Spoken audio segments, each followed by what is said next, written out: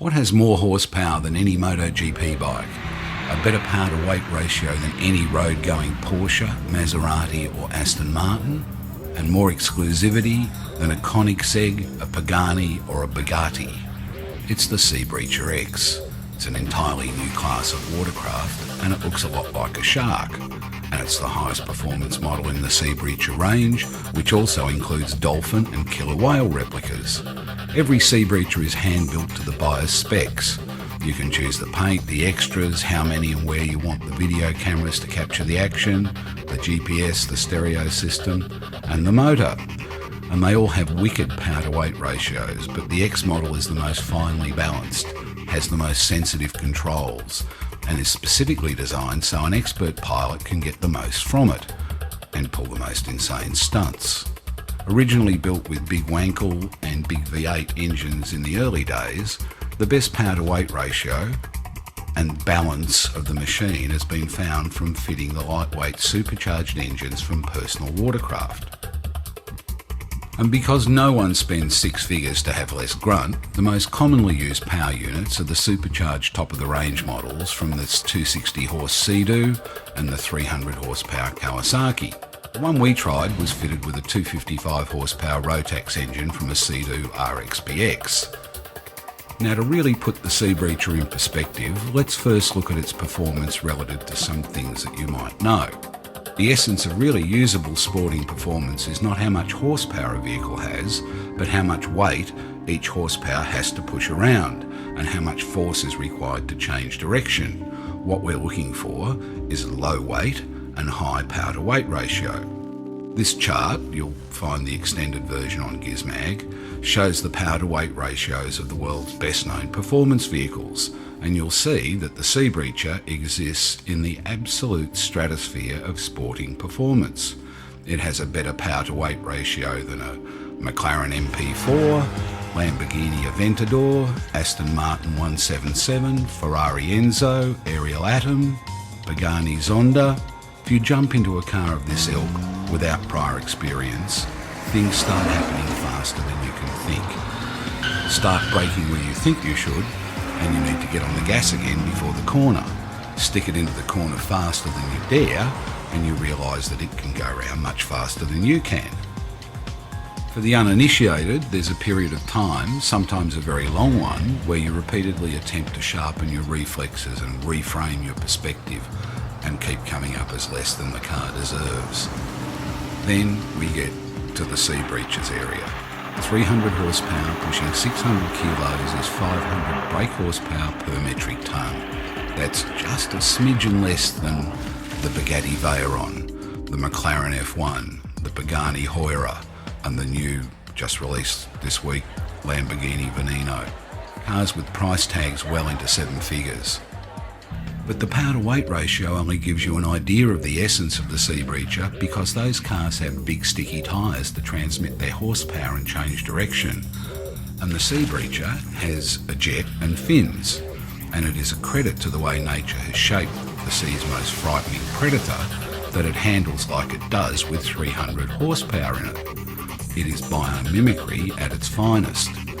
Buckle yourself into the sports car seat and you'll find a set of controls more akin to those of an aircraft, because in essence that's what you are doing with the SeaBreacher, flying it above and below the water. And thanks to fluid dynamics, you'll find the SeaBreacher turns far quicker than any car or motorcycle or the traditional hull of a boat or PWC could ever manage. Gently squeeze that trigger and the SeaBreacher begins accelerating at warp speed. It planes instantaneously and then begins skipping across the top of the water like a skimming stone, except at 50 miles an hour.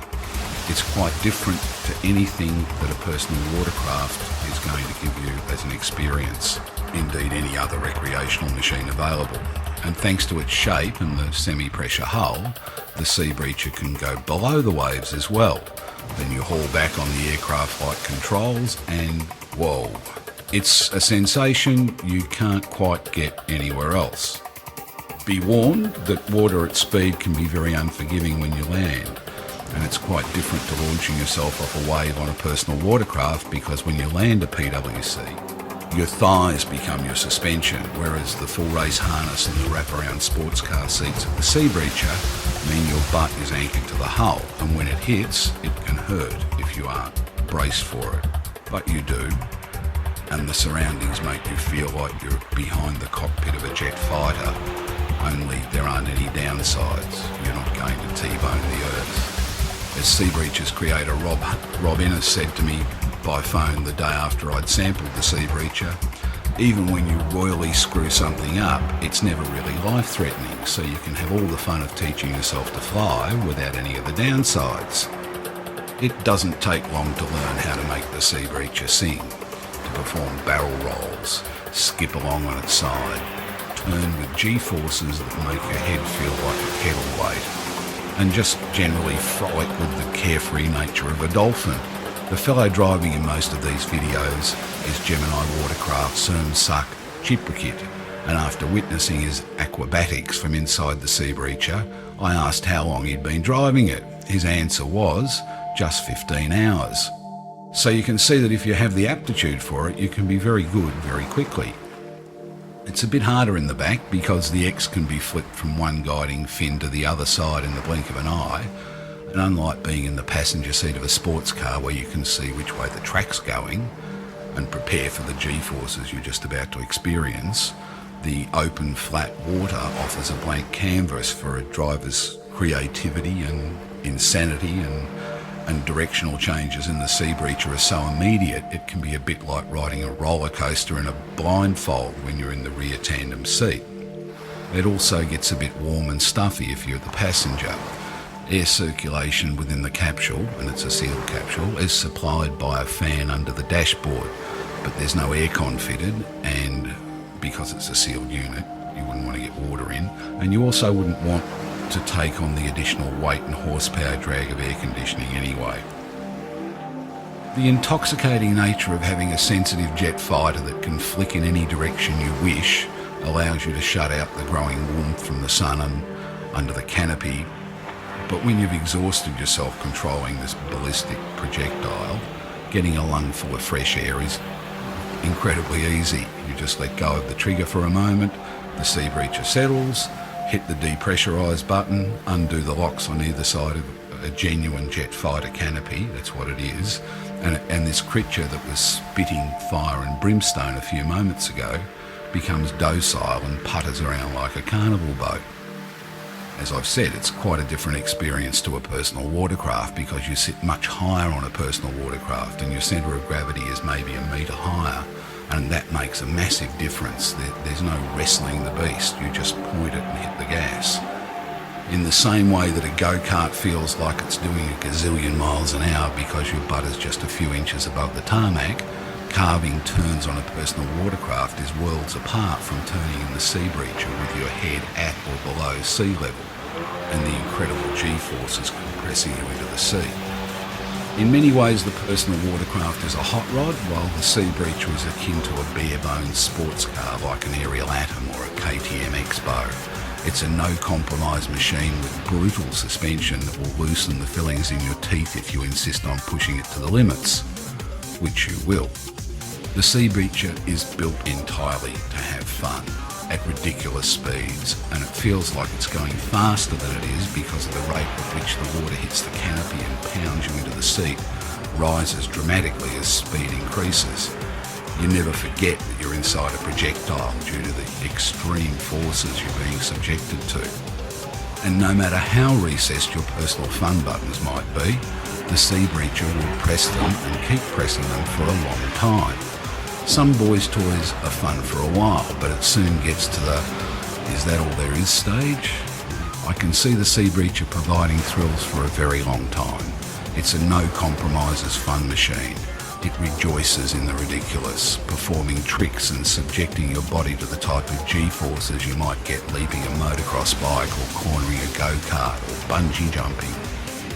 But it's safe enough to strap the family air in the back, and I'm quite confident that anyone could drive it safely with a bit of tuition. Motorcycles might give you more straight-line performance bang per buck, but you need years of experience to get anywhere near getting the most from a motorcycle through the twisty bits, and the consequences of making a mistake can be costly and painful and maybe worse.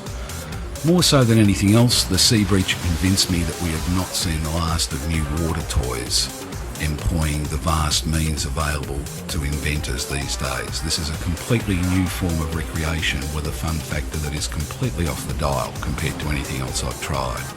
It's a cross between a Spartan bare-bones sports car and a high-speed mini submarine and a jet fighter aircraft and a personal watercraft and maybe a bionic shark. And the word powerboat doesn't seem potent enough to describe the feeling you get when you squeeze that trigger. You can buy a Sea Breacher direct from the makers in California in a space and get it built exactly how you want it. All you need is $100 grand, a vivid imagination and a high tolerance to adrenaline. But there is another way coming for people of more humble means. The company which offered me this experience, Gemini Watercraft in Thailand, is about to embark on an endeavour to make the Sea Breacher more accessible. Gemini distributes the Sea Breacher throughout Asia and has plans for a Gemini Club where overseas visitors can fly in and stay at a Gemini affiliated hotel where there will be a complete range of boys' toys on hand for a real adventure holiday. These hotels will have a full complement of very exclusive recreational toys and carry not just the Sea Breacher, but several other toys you simply have to experience. The Jetovator, which is like a motorcycle on the end of a fire hose, and Frankie Zapata's Flyboard, which gives you the opportunity to fly just like Iron Man. I got to try both, and there's a feature coming shortly on Gizmag. But wait, there's more. For those hotels near coral reefs and with some underwater wildlife to observe, there's the Ego family submarine, which is a boat on top with an observation area under the water. Hotels are planned initially for Thailand in the seaside resorts of Phuket, Hua Hin, Pattaya, and the famous holiday island of Koh Samui, and with the Chinese market within the company's distribution domain, the Sea Breacher might move soon from being a toy exclusively for the mega wealthy to something within the reach of someone with a luxury holiday budget. It's an experience the likes of which you will never forget.